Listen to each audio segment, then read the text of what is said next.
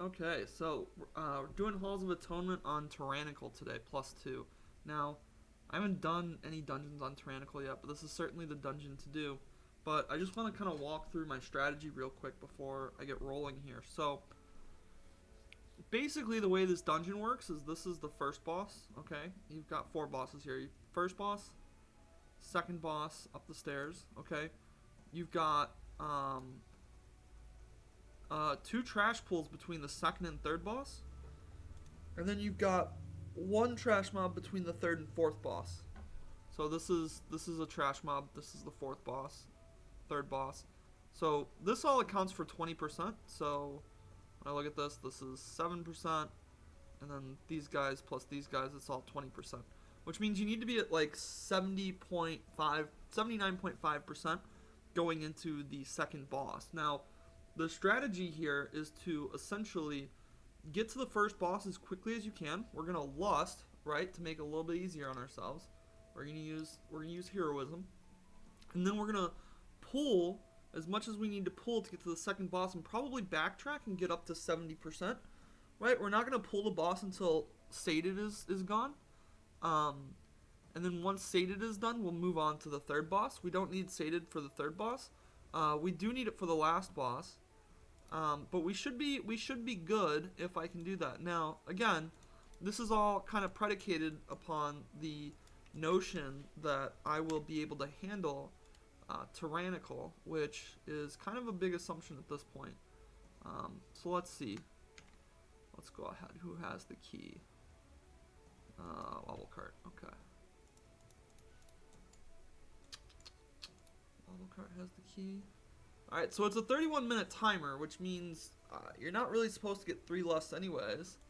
And I think it's going to take a while to even get to this first boss. So, not a super generous timer in general, I would say. What the hell? Why is everyone not... There we go. Okay.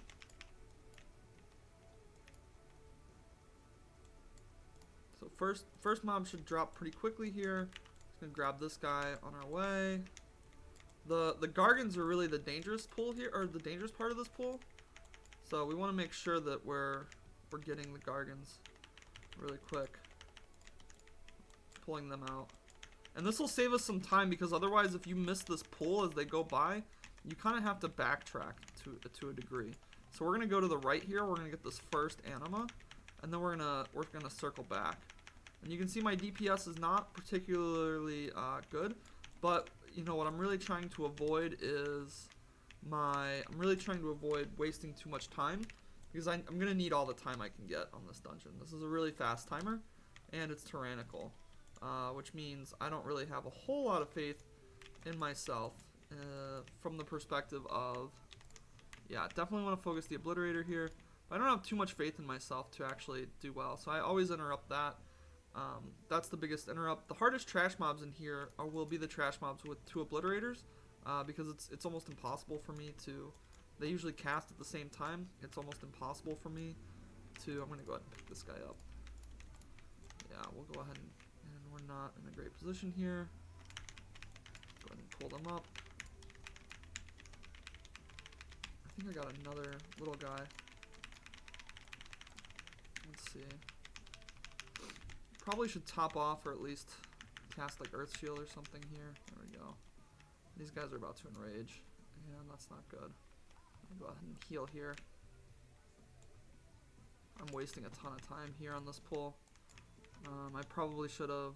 You know what? One thing I haven't been utilizing enough is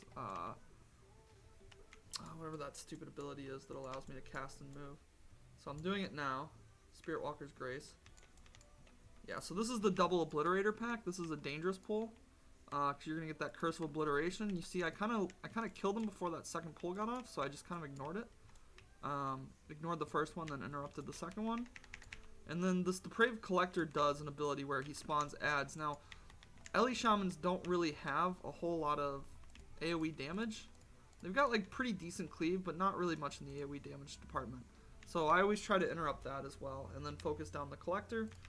And then I make pretty easy work of the Shard here. So the shard does like one ability that you have to watch out for. It's going to be this explosion ability that's coming up, this Synquake. And, oh, that was a little delayed. Nice to know that when he starts the cast, that's when it actually goes down. So you notice I moved my shamans out of the, or you might not notice because you can't see my other screens, but he starts casting that, and that's when he determines like where whoever's going. So what you can do is you can bait it out and then just move prior to, rather than waiting for it to spawn and then moving. Not that it has like a super quick timer, but it isn't slow either. This is kind of a dangerous pull because of how close these obliterators are to the collector and shard. So we'll see. I'm definitely not going to get it here. Yeah, so he cast it. That's fine. Like, this isn't like a killer ability. It's not gonna make or break me. I do have to remember to pull it up though, because when the shard does his ability, that AoE ability, when I'm in a diamond formation, it's almost impossible for me to account for that. I also need to cast Earth Shield on myself. Go ahead and interrupt that. Yeah, just try to zoot through this instance as quickly as possible. Collector's pretty much dead, so I'm just going to swap off. And I'm going to be a little ballsy here, so I don't really recommend this play, but it's an alright play. What I'm going to do is I'm going to jump down here, and I'm just going to go immediately down. So there's a trash pack here, and there's a trash pack along here that you can get and pull. And you do definitely want to kill it, but I think I want to pull the boss before I pull anything else. So, yep, just going to go ahead and get all these guys. AoE them down. Again, you're going to see how bad the like LE AoE is. Apparently I left one character up there, that's fine. I got one of the Gargans down. The other Gargan's at 60%, so I'm just going to go ahead and switch to him. Because he just enraged, and this is going to hurt. Yeah, I've got 3 stacks. Not too bad, not too bad. But yeah, you can see like my DH is killing it on the AoE damage. My shaman's not so much. Alright, double obliterator pull right before the collector again. And again, gotta be careful not to pull the other pack. If you get the double obliterator and the shard, oh, see, like this is gonna be really bad because I have to spread out for this. Okay. I don't have an interrupt for this. Actually, I do. Hold on. And when he does Synquake, I'm gonna have to like move them out a lot. This is gonna be a little bit. He should be casting Synquake now. I'm gonna go ahead and Chain Harvest right before the Synquake and then just start moving. Just like book it out of there. And that was not as bad as it could have been. But I'm a little low, and I've already burned my ability, and now I just got a Houndmaster, so that's really not ideal. I need to pull this Houndmaster over though.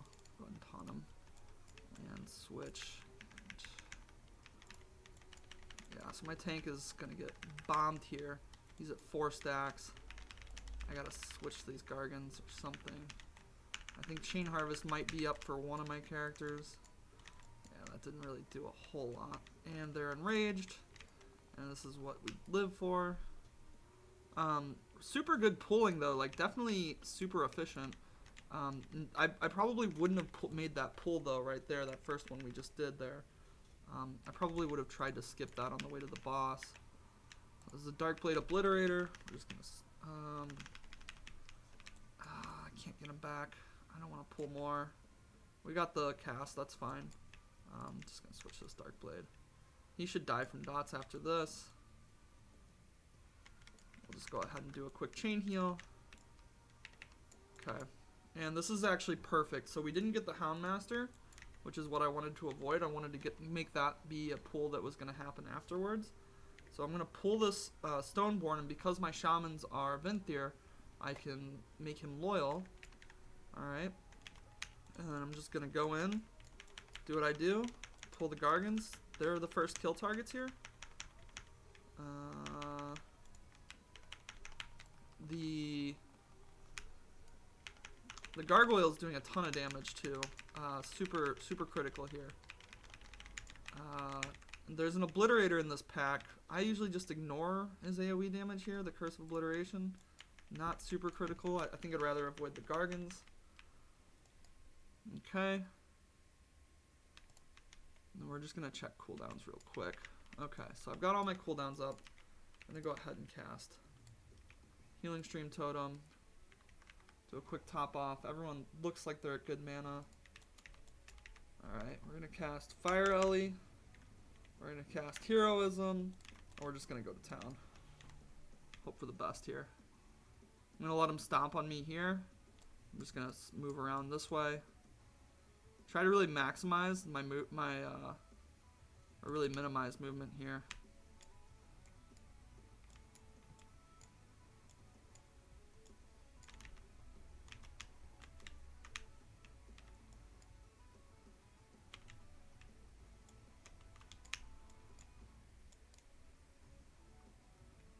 Crumbling Slam. I'm getting a little too close to the side here. I don't particularly like this movement. I gotta move. Ghost Wolf is really nice for this. When it switches on me though, that's when I get in a lot of trouble typically. So I gotta be careful and almost anticipate it. It does a, oh man, that was close.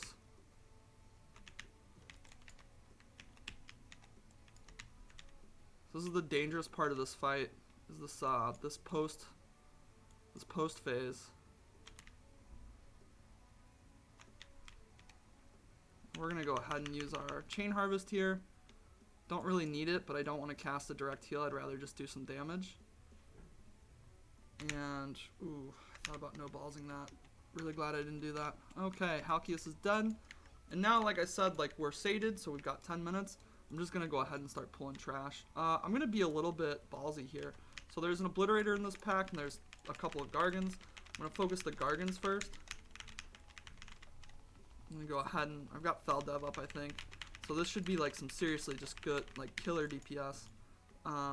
They're not gonna do that much damage.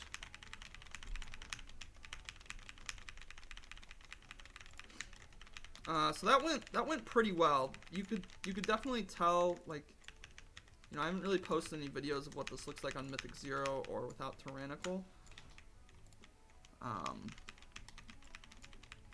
But like the fight definitely felt longer than what it typically would feel like. So that was good though, that I was still able to like execute. I didn't get a second wave pattern, so that's like a possible thing that can happen. Again, I wanna minimize the trash that I have to pull in this next part. But I'm getting to the point where I think I'm getting pretty close to cap. So I might just have to deal with the fact that I'm not gonna get a second hero for the second boss, which kind of stinks. I think Echelon is the most difficult boss that we have in here, other than maybe the last boss. So the last boss is definitely somewhere that I've made mistakes in the past, for sure, because the movement on it just has to be so precise. Like there's really no getting it wrong. If you get it wrong, you're probably gonna wipe, and it's gonna be dramatic. So and it's a fight where like things can change in a heartbeat too. There's really no recovery. It's just execution. We typically don't do well in execution fights, but like what you do have to execute on is pretty easy to do as a multi-boxer. It's just that you have to be so precise, which is, precision mechanics are always probably the least fun. I kind of want to pull this slasher, and I'm gonna pull these two slashers, which is gonna put me way over percentage, but I don't want to deal with them later, and I don't think I can. No, so these guys you can't mind control, which is fine. I mean, I'm gonna make quick work of these guys. They don't really have that much HP, and it's a Tyrannical week. So if you're gonna pull these guys, this is probably the week to do it. This on the other hand is really bad. I did not want to get this pack. I don't think I realized that he had a knockback, so this is less than ideal. And it's really not even that this is a huge problem, but it is a lack of, like, this is super inefficient for me to pull this because I don't need the percentage at this point. But I do know that if I wipe, I don't want to have to pull that I don't want to have to wait for that gargoyle to pat, which is really the whole reason why I killed him in the first place. And this trash pull does just a ton of damage. So I don't use enough Fel Devastation. It's not in my Demon Hunter GSE macro, which is probably a mistake. Like, you know, this guy is currently turned to stone. Doesn't really matter. It's probably going to change here shortly. I think it's based off this guy padding. So we'll go ahead and pull. I mean, we've got like no time between bosses here, so I don't really have a choice.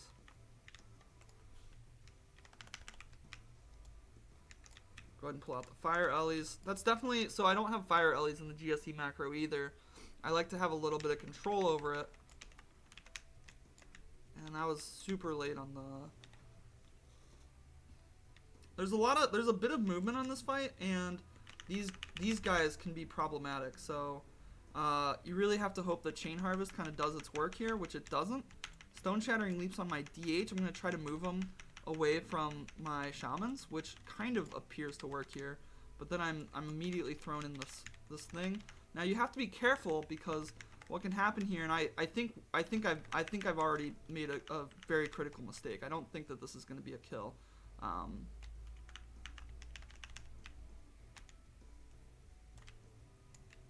This isn't terrible positioning, but I don't have, like, my burst window is done. So I don't know that, like, yeah, we're basically going to, we're basically just going to all-out burn here and hope that none of my shamans get aggro. That would be the worst thing that could happen. It looks like Fell Devastation's doing some okay work here. This is going to be critical right here, though, if I can get this. Done. Boom. Awesome. Okay. That was a little bit of a blood curler. Okay. So, this pull... okay, I typically don't pull back for this one. I'm just going to charge in and just go man mode on these guys.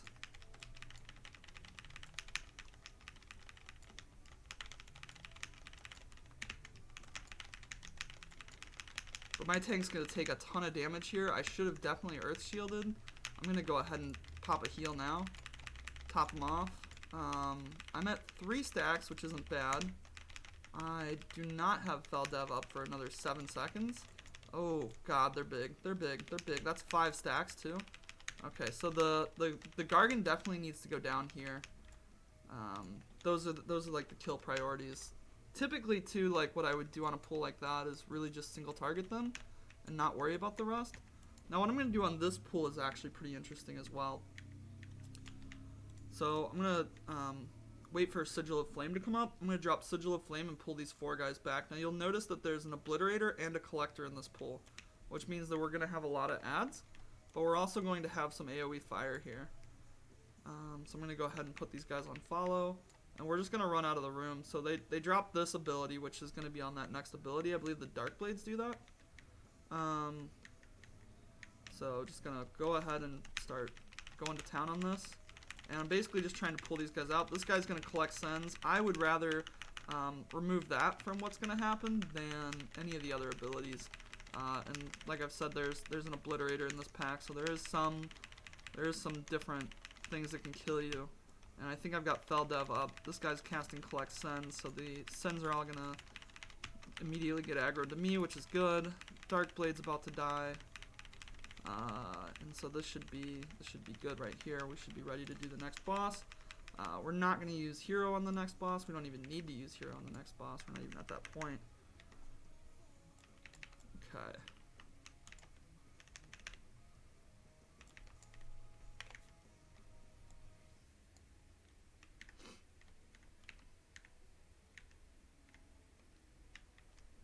The one thing I don't really trust myself on so far is my ability to execute the mechanic on Lord Chamberlain. I'm going to go ahead and just use my loyal ability on this. So this guy's my minion now. I'm going to go ahead and just top off with Healing Stream Totem. This fight, the movement is actually kind of messed up. So you have to be kind of careful not to mess up the pillars here. Like, it's a really easy fight mechanically, but the pillars here are actually super, super crazy. If you're like standing next to it, the ghost never makes it, so you actually have to make sure that your characters are behind the pillar. That's like very critical. overall to like your success here. So you can see there's the punishment guy, and then directly after the punishment, he's going to do this anima fountain. So there it is, and we're just going to go ahead and run. Now what I usually do is I go across the room, so I basically just assume that I'm going to have to do like 2 of them. I'm going to dump them off here, and again, I'm going to get behind this, which is important. I'm going to go ahead and use Chain Harvest to top my team off real quick, and this next one, this Parishioner should go in there pretty quickly, which is good. So here's Anima Fountain. I'm going to go ahead again, just move this way. I'm going to go around the room, try to handle 2 of them. It's going on my tank, which isn't great. And again, we're just going to kind of bury them back here. And who's this on? That doesn't really matter. I've got Healing Stream Totem up, which will kind of top me off a little bit here. I've also got some damage reduction ability, so my cooldown on that is up as well. I'm just going to burn here, and it's dead. Apparently that keeps casting. Pop a quick chain heal. Cast Earth Shield. Okay. We're all in the next room. So I usually just burn this guy. I just don't even care. This is kind of stressful though, because like I've not timed a key yet this season, so I really want to time this. I don't think this guy is considered a boss, but if he is, we might actually have to do this room the way it was like designed, which I don't really want to do. But I'm going to Fel Dev here. This guy's going to do crazy damage. I'm just focusing single target on this guy. I want to kill this guy before he starts healing himself. He casts that Disperse Sin, which you got to be careful not to keep your team in. And I don't think I'm going to make this. I think that he's going to cast it here pretty shortly. Nope, we got lucky. All right. I also have to use the restroom, so like I hope I one-shot this guy, because if I don't one-shot this guy, it's going to be super annoying.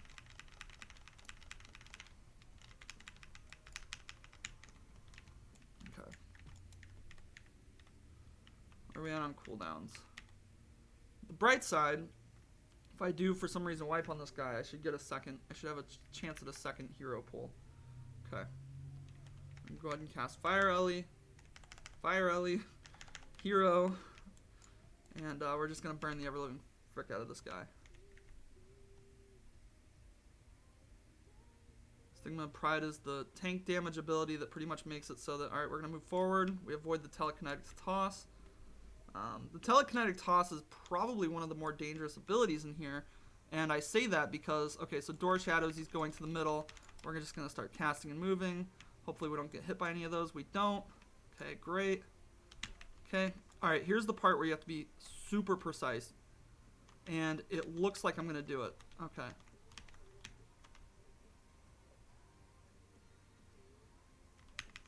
So I'm going to save it. So he's going to Dora Shadows here. Now this is, you have to be, this is pretty much the part of the fight where you want to be super careful. Because it's all about execution and less about damage here. You bring him to the middle, you spread out. Okay, you get on the boss, you follow inwards. Okay, you cast your Chain Harvest, so you top everyone off. Alright, and now you just go to town. And once this Ritual Woe ends, he's going to start casting abilities that are dangerous, obviously. He's going to cast Stigma of Pride. Telekinetic Toss, we're just going to group up and move. Group up and move. We're going to do a Chain Heal. Endless Torment, we're going to back out. And then we're just going to DPS more. Looks like 2-minute cooldown or 1-minute cooldowns are coming off. So at this point, it's an all-out burn. Make sure we're following. Wobble Cart's going to go down here. Boom. Got it. Nice.